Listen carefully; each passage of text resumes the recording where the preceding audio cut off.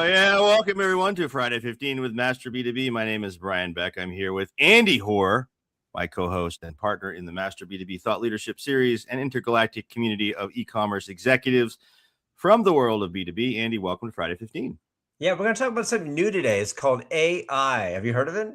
No, what's that? Well, stick around. You'll learn more something today. Oh, excellent. I usually do. Excellent. So, yes, we're going to talk about AI and how it's impacting search in the world of B2B commerce. It's going to be awesome. But first, before we jump into that, of course, we need to do our breaking news, everybody. So let's see what's going on in the world of AI and search and everything else. Andy, Google leans hard into its AI winner status this week. Earnings announcements this is from the Wall Street Journal. There's an article that was posted. Now, Google released its earnings on, I think, Wednesday, and it said that this growth had accelerated with this is fascinating and shocking. Ad revenue up 14% year over year in the fourth quarter. The company's cloud computing division was even more impressive, revenue jumping 48%. I'm fascinated by that ad revenue. Let's talk about that in a second. These strong results will help investors digest Google's latest investment plan for AI, whatever that is, which includes spending as much as $185 billion in 2026. 185. That's incredible. It's an arms race. But spending what could be 40% of annual revenue on AI chips and related infrastructure is still a sizable gamble. That's a quote from the Wall Street Journal. Andy, these companies are doubling down. Amazon released last night its earnings for a full year 2025 and Q4 2025, $200 billion. I think they said, hey, oh gosh, Google's investing 185. We got to invest 15 billion more, guys. You know, and the market does not like it. Amazon stock down this morning quite a bit. You know, investors are so short term. Anyway, what's your reaction to all this, Andy? Well, I'll give you a stat that'll kind of blow you away. So these guys, Google's spending 185. Amazon's going to spend 200 billion. The Wall Street Journal had an article that said that if you take Amazon, Oracle, Meta, add them all up, they're going to spend $600 billion in 2026 on capital infrastructure, mostly AI. That rivals the size of the government spending of Japan. So just to put that in perspective a little bit, but you said it. It's like, you know, we're seeing record sales, record revenue, and then we're seeing pressed or squeezed margins because these guys are reinvesting this in AI. We talked about this last week about the oligopoly that's emerging here.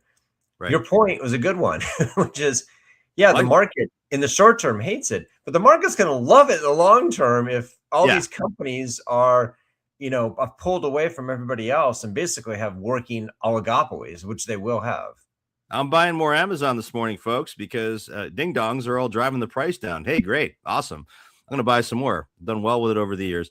Anyhow, but what's fascinating to me too, Andy, is that Google's ad revenue is up, which is shocking because my thought was that they're going to have to eat their own lunch for a while with ads, with the way they've traditionally done advertising with all these answer engines. And then we're going to talk to an industry expert in a few minutes about, you know, kind of what they're seeing in their market. But look, at the end of the day, as search engine traffic declines and those clicks decline, that's the core issue here. We're answering the question without a click with Google Gemini and ChatGPT and all these others.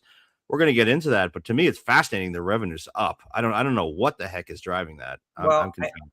I think the reason why is because we speculated this was going to cannibalize them, and in the short term, it must have cannibalized. Maybe they're beyond that because the speculation is that this zero click search is so much better and more targeted and performs at a much higher level that it's making up for the lost revenue associated with the old model. Now we'll see. I don't know, but man. I can't explain it either. I would have thought if you showed a bunch of different clicks options that you were monetizing, and now all of a sudden there was just one embedded option, that the one embedded option would make up for the lost revenue associated with the others. But apparently it is, because look at the numbers. It's bizarre. Well, let's dive into our topic, because it is essentially what we're talking about here, which is moving beyond SEO, which is search engine optimization, the way companies have traditionally optimized, in natural search rankings in Google, the non-paid results when you do a keyword search. and a listing shows up there, for years companies would emphasize that and try to focus on driving that traffic because there's no click cost. It's quote unquote free. It's earned media. And moving beyond that to mastering what's called AEO, which is answer engine optimization, also known as GEO, generative engine optimization. And this is really, the new frontier, Andy. That's what we're talking about, where there's no click. And what Gardner predicts is that 1/4 of traditional search engine queries are expected to drop in 2026. Traditional search engines, meaning that SEO, as users increasingly turn to AI-powered search engines instead of classic search engine, results. And as we look at the top LLMs currently, where is this? What these AEO engines? ChatGPT is number one at almost 61%. Google number two, Microsoft Copilot number three, and then Perplexity and Claude. It's the top five. This is data as of yesterday, right? And then we look at what's happening in the market. This is all changing. Google is up they're now at 15%. They were at 5.7% a year ago, Andy. And Google is taking share. Where are they taking share? Well, they're taking it, from ChatGPT, it looks like. So, and some of the other engines. So Google, that 185 billion, they're doing that for a reason, right? I mean, this is the future of the business. Watch Claude, because Claude is now having a moment. This week they launched a new version, and apparently it tanked parts of the market because they launched technology for doing legal work, right? And tanked LegalZoom. Oh, that's right. Yes, that's Intuit right. went down because now people are realizing maybe this can be my built-in accountant. Right. I mean, this is the beginning of something here. Now we'll see if it's real or not. I still think there's a hybrid model that's going to emerge. But we were joking about this yesterday, how much money people are paying for CRM solutions and QuickBooks and all that stuff. This could put some serious pressure on those businesses. Oh, big time. And so as you think about it from a B2B e-commerce or digital marketing leadership perspective, it's all about this thing called eat a sub, Andy. It's what is eat? Well, eat is expertise, authoritativeness, and trustworthiness. So as a marketer, you think about this, what can you do about this to show up in these engines? And this is really the current state of the art, I guess, or current state of the art as it relates to approach. Talk about what eat is and how this works. Yeah, we all got to eat. So, when we're talking about a zero-click environment, how is it that ChatGPT and Claude and, Rufus and all the rest of these bots are going to insert your information in the answer? How do you become the zero-click embedded option? And most people believe that the way to accomplish that is via EAT, which stands for expertise, authoritativeness, and trustworthiness. And so what you have to do is provide content that matches all three of those things, or at least one of them really well. How do you do that? Well, on screen here, we're showing that, AEO or GEO is about answers, not just rankings. Source attribution favors the authoritative. So you want to be cited as an expert. You want content that shows you to be expert. Now, how we do that, we're going to talk to our guest about that, but there are lots of different ways to do it. You have to do this over time. You can't be a one-hit wonder and say, "Ooh, I know this content really well. We're an expert today on this. What about tomorrow?" Content without authority gets ignored. I mean, it's pretty simple. If you're just blasting out garbage or info slop, it's not going to happen. And then most importantly, misinformation, which, by the way, we're going to be living in a world of that going forward with AI, gets penalized. So you got to thread this needle. Not easy. Right. No question. And we did a whole session, folks. Look back at a prior podcast we did, Friday 15, where we talked about a company that actually built on misinformation. Some guy tested a fake company. It was a luxury paperweights company, and it was a fake company, and it got ranked. It got, and in terms of these AEO engines, and they thought it was a legit company. ChatGPT, he fooled them all. So fascinating. All right, so let's get into some nuts and bolts here. We have a special guest today, Mr. Rob Howell, Vice President of Digital Products and Experience at a company called M Supply. Oops, I jumped ahead on our slides there. Let's add Mr. Rob to the stage here. Rob, welcome. Tell us about what M Supply is and what you do there, and just a little bit about the company. Sure. So M Supply is a multi-billion-dollar private equity-owned company that distributes plumbing, HVAC, and appliance parts. So we serve everyone from regional HVAC companies, servicers, home warranty companies, anybody that's coming into your home or into your office building and making those kinds of repairs. So everything from spare parts all the way to complete HVAC units for residential and commercial applications. Awesome. So, and Rob, you're a longtime industry veteran. I mean, you look like you're about 21 years old, but but you've been at this for a little while. Skincare routine, man. I'm not afraid. We can talk about that if you want. We can talk about skincare. That's all good. Yeah. Yeah. Seriously, dude. I mean, I don't know how you do it, but anyway, man, I don't know. You look awesome. Anyway, but that all said, that aside, this isn't a fashion podcast. Okay. I mean, you've been at this for a long time. You've been in the alcohol beverage space in e-commerce. You've been in building materials. You've been across the gamut, right? Over a couple decades at this point, right? At least 15 years. Over 15 years. So aerospace, wine and spirits, construction, building materials, and now plumbing HVAC and appliance parts. That's right. So you've seen that love for B2B. Yeah, that's awesome. And always digital e-commerce. And so you've seen a lot of evolution. You've done the SEO game obviously for years, and now it's all about AEO. Well, tell us, Rob, what are you dealing with? I mean, this is close to home, right? This topic, and you've got thousands or probably hundreds of thousands or maybe even millions of products. You've got you've got an e-commerce function there.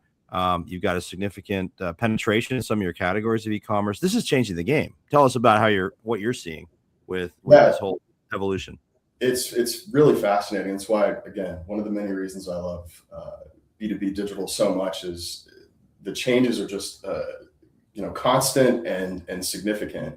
And this is one of the most nascent and I think important changes, evolutions that's occurring right now. And we're all navigating this world together. Nobody's really totally figured this out. But there's a lot of practical things that we're doing to prepare and compete in this, this new, agentic world. And we're doing this in the context of a complete re-platform of a more than a decade old platform, homegrown, e-commerce service, the all-in-one kind of classic, B2B platform. But we're in the throes of that. That's launching, early summer. And as a part of that project, we're obviously investing heavily in SEO, and part of that is related to that is AEO and GEO. Right. And to just like kind of parse the two, I wish I could take credit for this, but I saw him mention that SEO gets you seen, AEO gets you chosen. It's all about the answer, right? Yeah. And that's what it's about, right? Trying to acquire new customers and convert them. There's a big difference between being seen and being, selected as the answer, and having that kind of, expertise, authoritativeness, and trustworthiness that's required. And so in this project, what we're doing is obviously the fundamentals, blocking and tackling of just solid SEO, but there are more things that need to be done in today's world with, AEO or GEO. And the difference between those two, I can't tell you. I think they're synonymous to some extent. Some might say GEO. AEO is a level slightly down. It's all about the answer, but somebody else might know the answer to that one. I think it's evolving, Rob, right? I mean, there's, it's a definition, and we've lived in this world for a long time. You remember merchandising? Remember that word, right? Merchandising within search. I mean, there's words for everything, right? And I think it's end up defining itself over time. Rob, I did want to get your reaction to this quote we got on our LinkedIn post, because I think it goes to the heart of the issue here for marketers. This is Glenn Berg from a company called Data Ladder Insight. He said, "I buy the premise that answers are becoming the interface, but I think a lot of teams are over-indexing on tactics and under-indexing on fundamentals." He talks about starting with crisp problem framing for B2B, consistent naming, proof points, things like that. Here's the key, though, that he asked about, and I think it does get to the heart of it. Curious how you're thinking about the attribution when the buyer shows up and is already convinced, but you never got the click. So how do you deal with that? How do you know you're being successful, Rob, without a click, right? Yeah, it's a great question, and I agree with Glenn's perspective there. I mean, it seems like an AI strategy is only as good as your product data, right? It's kind of as sexy and exciting as AI is.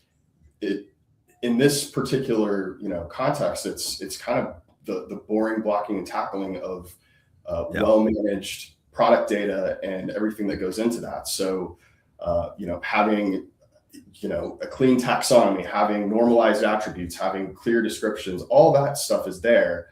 But there's more that needs to be done, exactly to Glenn's point about, tactics versus, fundamentals. And one of the new fundamentals is going to be things like FAQs and even an organic kind of Q&A section. And that significantly buoys the EAT score, if you will, for how your site is seen as an authority in that space. So think about common questions that come into, if you've got, like we do, we've got technical engineers that work with professionals in the field every day.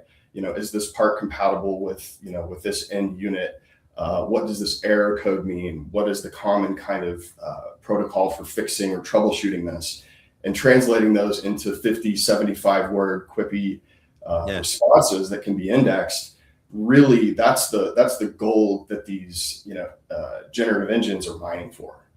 So Rob, how do you create the authoritativeness in your industry? I mean, especially vis-a-vis user-generated content. You just gave an example about you work with people in the field, but that feels like something, especially writ large, if it goes viral, where if you've got an HVAC repair guy who's nailed a problem and you create a video out of that and you snippet that thing up, and then when people have that use case, that's what appears, as opposed to, let's face it, company marketing spin. But how do you do that? Yeah, it's a great question. I think a lot of other companies in industries like ours have significant tribal knowledge or decades of experience. Individuals with decades of experience really know and understand their particular domain. Questions come in over the phone, over email, even in a chat bot. And we've talked in other conversations about how do you bring that to a digital conversation, to a product detail page, or to a knowledge base. And so this kind of takes it into almost an SEO structured way that the engines can actually communicate with. So it's like taking those technical inquiries and answers and feeding them back into your kind of generative, product strategy and data governance. It's fascinating to me, guys. It almost feels like we're stepping back from a marketer's standpoint. You remember, when TV advertising was the standard, or, I mean, you guys, Rob, you're far too young. However, those of us who are older, remember when, marketing was not as measurable as it has been in the last, 15, 20 years, where you could see clicks, direct attribution, last click attribution. Are we heading back to an impression world where, in terms of like thinking about, how many impressions, because I can't really see what's happening to me. I don't think there's an answer yet, guys. I don't think that we have like the technology or yet there's some tools that seem to be emerging that can measure kind of your voice or your share of voice in these answer engines. But to me, it's still an evolving science, and it's going to continue to be. And my hope is that, for example, Google, when they released Google Analytics as a free analytics tool 15 years ago, or whenever that was, they actually provided marketers with tools to start measuring the impact of, the search and across their websites. So you put tags on your site. You remember this, Rob? You put tags on your site and you use Google Analytics or Omniture back in the day to do all this. But it was, these days, there's got to be some tools that emerge that do this and do it accurately. And my hope is that Google is thinking about that as in the course of that $185 billion investment. Go ahead, Andy. I think the problem is everything but the last click, right? If you think about it in terms of a funnel or a process, that'll be embedded in the answer from Gemini. You'll click on the link and you'll get the selection, to use Rob's term. But there ain't no click, dude. The problem is how do you measure the scene? Right. How do you measure the top of the impression? Funnel, right? It's the same thing with television. Google could do that with its existing measurement techniques, but if it's only last click, then how do you, as a marketer, which by the way, e-commerce generally gets credit for the last click. How do the marketing people justify what they're doing to create all this content to get the last click? Rob? Yeah, it's a tough question because, and we kind of deal with this every day in B2B commerce. There could be multiple touch points, but at the end of the day, we celebrate a win. An order is an order, whether it's phone, fax, email, messenger, pigeon. We're happy to book an order. Right. In this case, it's so early. I certainly don't have like a purely authoritative answer on the attribution side, but what I will say from a tool standpoint and from a practical, practitioner standpoint, being AEO ready, right? SEMrush has some great tools that can, index your site, and just like they do on the SEO side, and give you a sense for how well you're doing relative to, any number of benchmarks. How you end up connecting the dots for attribution is another story.